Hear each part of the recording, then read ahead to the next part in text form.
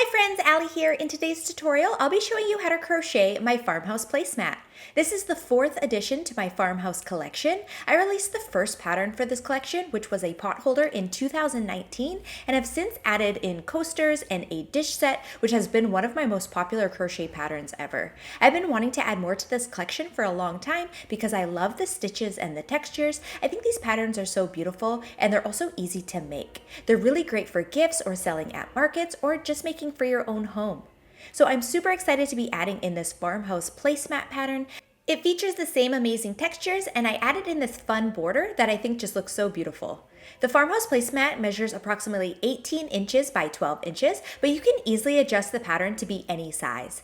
In this tutorial, I'll be making a two-toned placemat using a burnt orange for the main color and a creamy white for the border.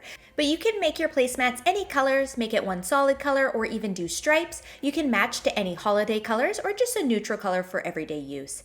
If you'd like to follow along with the free written crochet pattern for the Farmhouse Placemat, you can find it on my blog, theturtletrunk.com, or you can purchase the ad-free printable PDF from my Etsy and Ravelry shops. I'll leave links to all of those in the description box, as well as a link to my Farmhouse Collection playlist here on YouTube if you want to check out all of the other video tutorials in that collection. Now, if you're ready to get started, let's head over to our supply list and let's get making. For this tutorial, you will need medium 4-weight cotton yarn. I'll be using WeCrochet Dishie in the colors Sunbaked and Swan. Like I said before, you can use as many or whatever colors you'd like. If making a two-toned placemat like me, you will need approximately 167 yards of the main color and 54 yards of the border color. If making one solid color, you'll need about 221 yards. You'll also need a 5mm or H crochet hook, a yarn needle, and scissors. To ensure proper sizing, it's always a good idea to test your gauge before getting started. You can adjust your hook size up or down to meet the gauge. Starting with color A, which is the main color, begin with a slip knot on your hook and chain 56. To make a chain stitch, yarn over and pull through the loop on your hook. Make sure your chain stitches aren't too tight, as we'll need to work back into them for row 1. If you'd like to adjust the length of your placemat, you can chain any even number until you reach your desired length.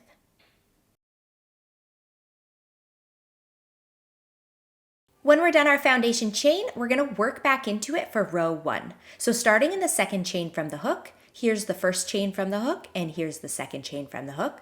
We're going to slip stitch into that second chain from the hook. Try and keep your slip stitches loose by keeping the loop on your hook loose. Then we can more easily work back into those stitches. So slip stitch into the chain by inserting your hook, pulling up a loop, and pulling it through the loop on your hook. Then in the next chain, we're going to work a half double crochet stitch. To half double crochet, yarn over, and insert your hook into the next chain, then yarn over and pull up a loop, yarn over and pull through all 3 loops on your hook. And now we're just going to repeat those 2 stitches across, slip stitch into the next chain and half double crochet into the next. And this is called the even moss stitch, which creates a really beautiful texture.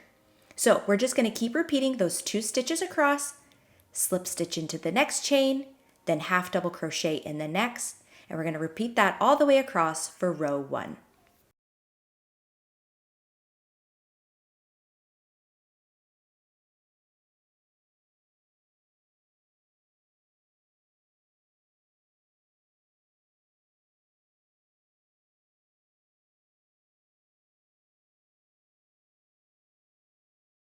I'm just coming up to the end of row 1, and the last stitch of the row is going to be a slip stitch.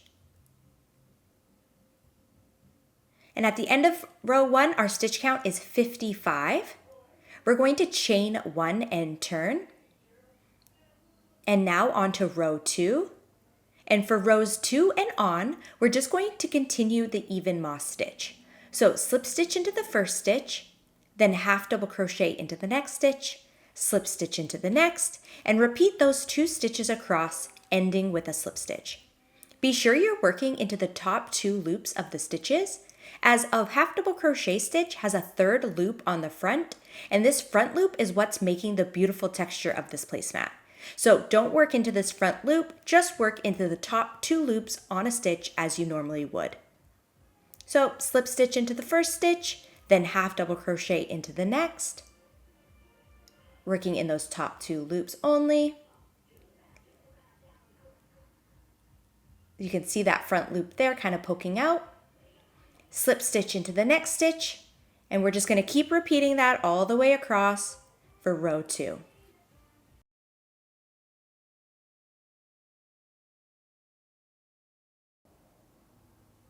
I'm just coming up to the end of row 2. The last stitch of the row will be a slip stitch.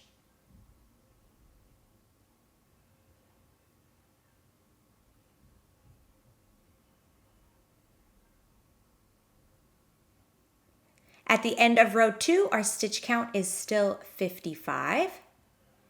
We're going to chain 1 and turn. And we're just going to repeat row 2 until we reach the end of row 40 or until you reach your desired width for your placemat. So slip stitch into the first stitch, then half double crochet in the next, and slip stitch in the next. Repeat those 2 stitches across. Chain 1 and turn at the end of the row, and repeat until the end of row 40. So I'm going to continue on, and I'll catch back up with you at the end of row 40. I'm coming up to the end of row 40. On the last slip stitch of the row, I'm going to change colors to color B for the border. If you're not changing colors for the border, then just finish the stitch as normal. But if you want to use a different color for the border, then insert your hook into the last stitch and drop the current color. Then grab the border color and pull through the stitch and the loop on your hook with the border color. Chain 1, and we'll continue on with color B. You can cut off color A now too, and can either weave in your tail ends, or I'm just going to work around them when I do the border. For round 1 of the border, we're going to single crochet around the placemat. We're going to work 3 single crochets into each corner to nicely round out the corners, and then we're going to work 1 single crochet into the edge of each row on the sides, and 1 single crochet into each stitch across the top and the bottom. So starting in that same stitch that we joined into, that we just worked our last slip stitch into, we're going to work 3 single crochet stitches all into that same space. And this is going to round out our first corner. Then working down the left side of our placemat, we're going to work 1 single crochet into the edge of each row down.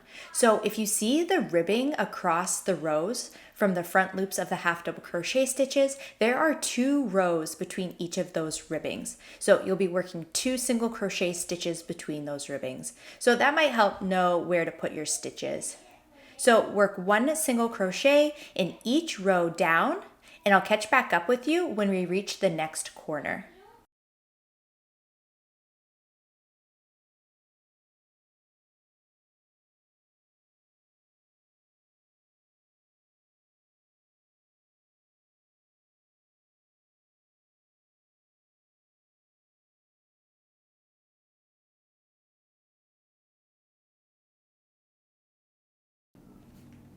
I've reached the next corner, so in that corner space, we're going to work 3 single crochets.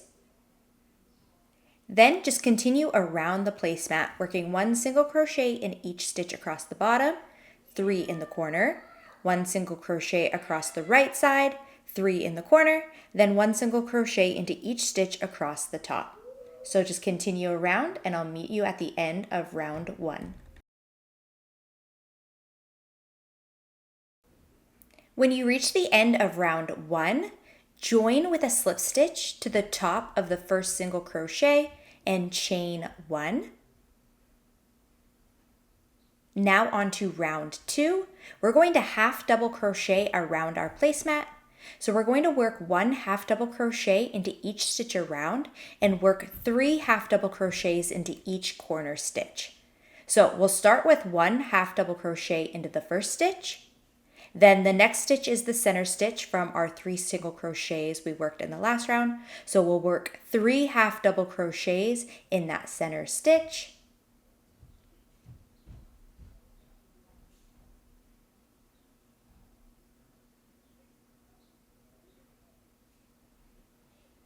Then 1 half double crochet into each stitch until we reach the next quarter. So just continue around working 1 half double crochet in each stitch around and 3 half double crochets in the center stitch of each corner, and I'll catch back up with you at the end of round 2.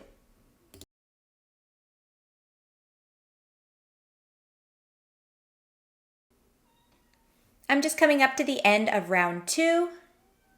Join with a slip stitch to the top of the first half double crochet and chain 1.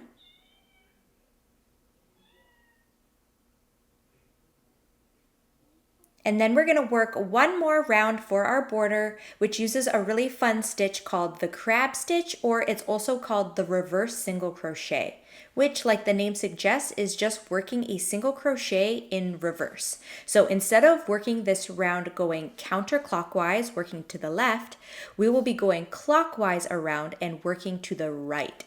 So we're working the border backwards, which creates a really cool twist in the single crochet stitch. So we're going to start by working into the top of the last half double crochet stitch we made. So not where we joined, but where the last half double crochet was.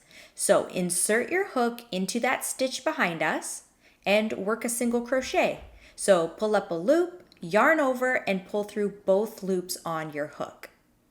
And there we have 1 crab stitch or 1 reverse single crochet. And we're going to work one of these in each stitch around, working to the right. We're not going to be increasing in the corners at all anymore, so just work 1 stitch around our placemat. Once we get a few more stitches done, you'll be able to see more clearly how cool this stitch looks. It just has a fun twist to it and makes for a great border, and it will give our placemat a fun finished look. So just continue around working 1 crab stitch or reverse single crochet in each stitch around, and I'll catch back up with you at the end of round 3.